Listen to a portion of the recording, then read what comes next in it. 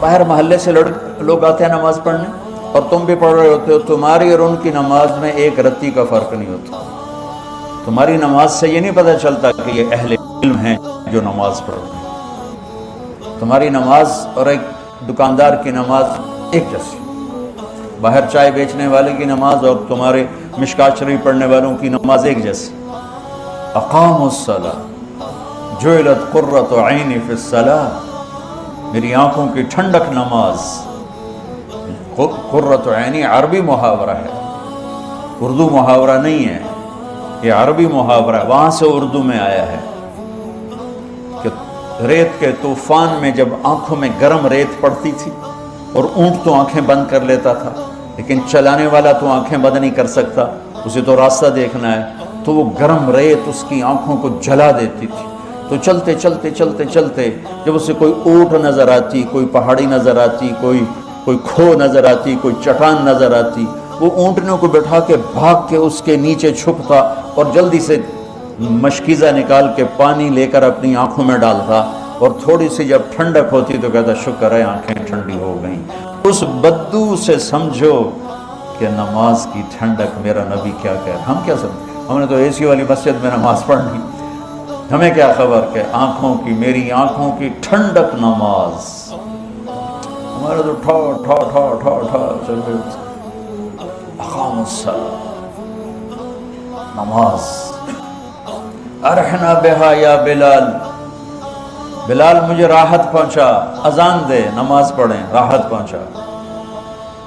مولانا سید خان صاحب رحمۃ اللہ علیہ سے کئی دفعہ سنا کہ مولانا الیاس صاحب رحمۃ اللہ علیہ کے ساتھ سفر میں چل چل چل، میوات پہاڑی علاقہ ہے، ہماری ٹانگوں میں سلاخیں پڑ جاتی ہیں اور ہم تھک کے چور ہو جاتے ہیں، اور جب ہم مسجد پہنچتے تو جاتے ہی گر کے سو جاتے، اور مولانا الیاس صاحب وضو کر کے نماز میں کھڑے ہو جاتے اور فرماتے تم سو کے آرام لیتے ہو، میں نماز پڑھ کے آرام لیتا ہوں۔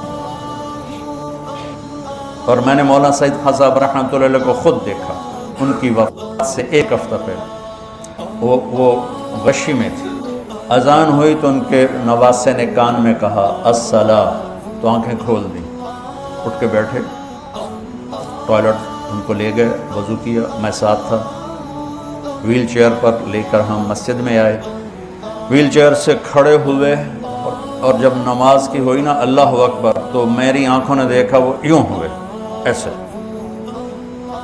اور اللہ اکبر، 4 رکعات عصر ساری پڑھی، اور اس سلام پھرتے ہی پھر یوں ہو گئے، اور جب آ کے لٹایا پھر بے ہوش ہو گئے۔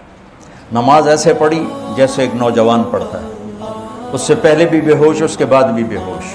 جعلت قرۃ عینی فی الصلاۃ، یہ نماز بنانی پڑتی ہے، پڑھنے سے نماز نہیں بنتی، بنانے سے نماز بنتی ہے۔ اور میں اللہ کے سامنے کھڑا ہوں، یہ ہے اقامت صلاۃ، اور میری اور میرے رب کی گفتگو ہے جو کہ جعلت الصلاۃ بینی و بین عبدی، کہ نماز میرے اور میرے بندے کے درمیان مکالمہ ہے، میرا بندہ مجھ سے مناجات کرتا ہے، مجھ سے باتیں کرتا ہے۔ حضرت علی کا فرمان ہے جب میرا دل کرتا ہے میں اللہ سے بات کروں میں نماز پڑھتا ہوں، اور جب میرا دل کرتا ہے اللہ مجھ سے بات کرے تو میں قرآن پڑھتا ہوں۔ تو شکر ہے ہم نمازی ہیں، یہ بھی بہت بڑی دولت ہے، لیکن اللہ علم والوں میں کیا دیکھنا چاہتا ہے اور امت میں کیا دیکھنا چاہتا ہے کہ نماز ان کی آنکھوں کی ٹھنڈک اور دل کا سکون، سکھ اور چین بن جائے، نماز پڑھ کے ہلکے پھلکے ہو جائیں۔ یہ نماز بنانے سے، نماز کیسے بنتی ہے؟ پہلے باہر محنت کرنی پڑتی ہے، وہ کیا؟ آنکھ غلط نہ دیکھے۔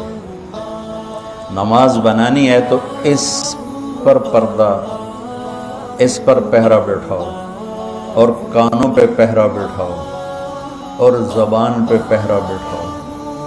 زبان غلط نہ بولے کہ غلط بول دماغ کو منتشر کر دیتا ہے، آنکھ غلط نہ دیکھے، غلط نظر دماغ کو منتشر کر دیتی ہے، کان غلط نہ سنیں، غلط بول دماغ کو منتشر کر دیتے ہیں۔ جب تینوں چیزیں آزاد ہوں گی اور اللہ اکبر کہے گا، جسم یہاں ہوگا اور روح پتہ نہیں کتنے دھکے کھاندی ہوگی، اور جب ان تینوں پر پہرا بٹھا دے گا تو جب اللہ اکبر کہے گا تو جسم بھی ہوگا، روح بھی ہوگی۔ اقام الصلاۃ وَأَنفَقُوا مِمَّا رَزَقْنَاهُمْ سِرًّا وَعَلَانِيَةً، اور جو کھل کے خرچ کرتے ہیں، چھپ کے خرچ کرتے ہیں،